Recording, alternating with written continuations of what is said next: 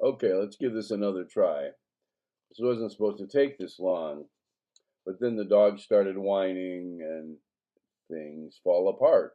The center cannot hold, even in this little room. Anyway, okay. These are four poems that I've been working on about my train journeys, or that's at least the visual aspect of the poem and the musical one.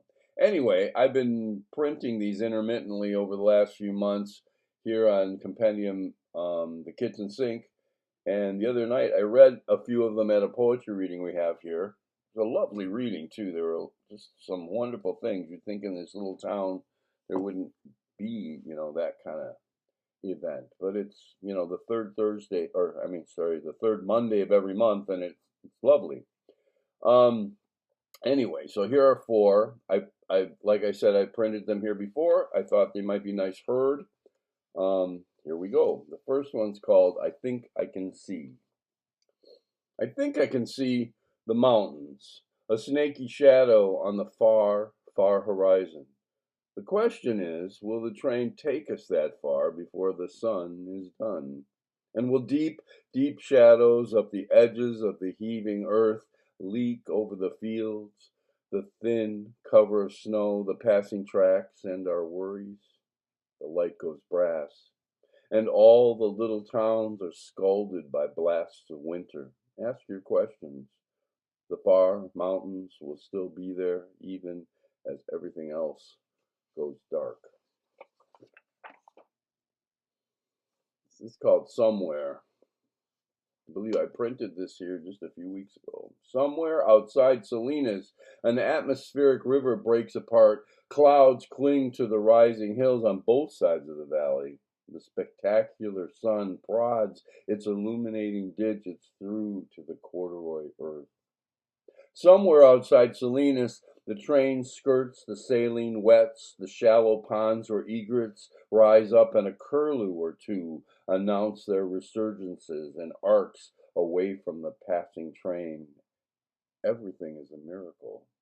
The deep chocolate fields, the flashing solar whiplash across the green ridges of the mountains, the geometry of rows and rows of grapevines, the other fruits of our existence, tangents into green, green distances as we pass. Somewhere outside Salinas, phantom field hands and fruit pickers steam into the December sun.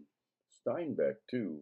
Spectral skies over lost tribes that made this valley home, supplanted by tar paper shacks, boxes, tarps, and pallets, homeless in makeshift neighborhoods all along the tracks. More birds rocket into the sun. Everything refuses judgment. The constantly disappearing reference point beyond the stained windows of our carriage, language, misgivings, and awe as we trundle on. Those restless ghosts, too, traveling with us through this country of our home. This is an older one. This is from last year's trip. It's called Metaphor for Train. It's a little longer. In the end, this is not so much a sonnet to the train, or ode to the racket that divided a continent and spit sparks and cinders flying between piles of buffalo hides and pyramids of skulls. It may be more than a song of getting there, more about ways to see my passing world. Some things, perhaps many, are no more or less than themselves. They can be striking or common and transfiguring nonetheless. Perhaps the first train that took me across this continent years ago, when I smoked pot rocking in that little bathroom all the way to Tahoe, was the one that woke the country in me. What was not immediately apparent as we approached the Front Range.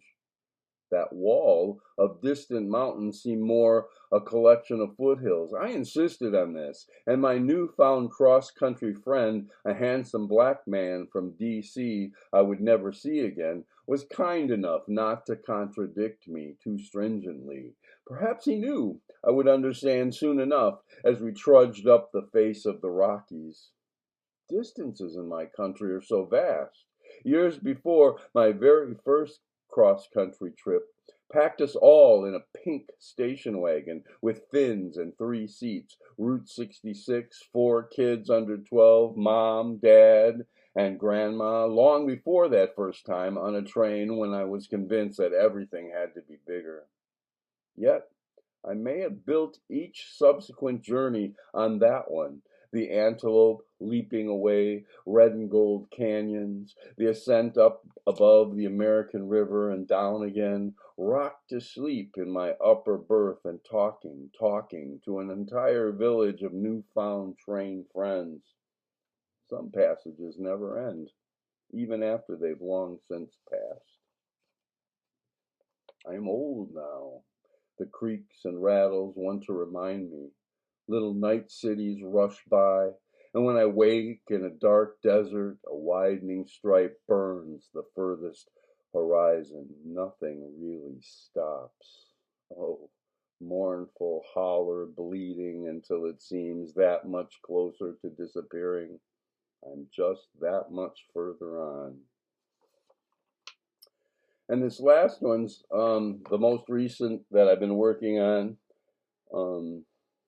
It's called New Orleans to Jackson. This is the City of New Orleans train.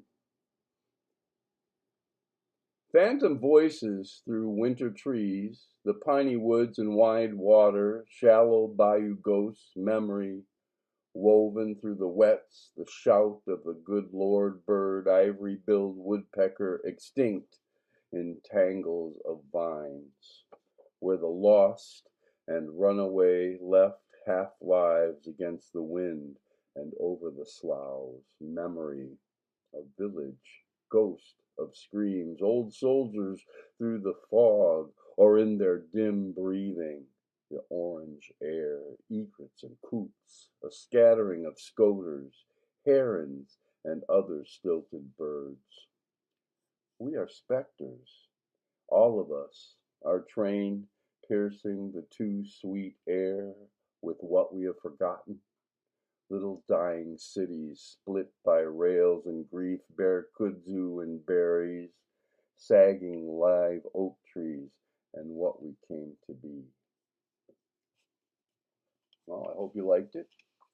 I had fun. Have a good day. We have a lot of snow here. It's a lovely day.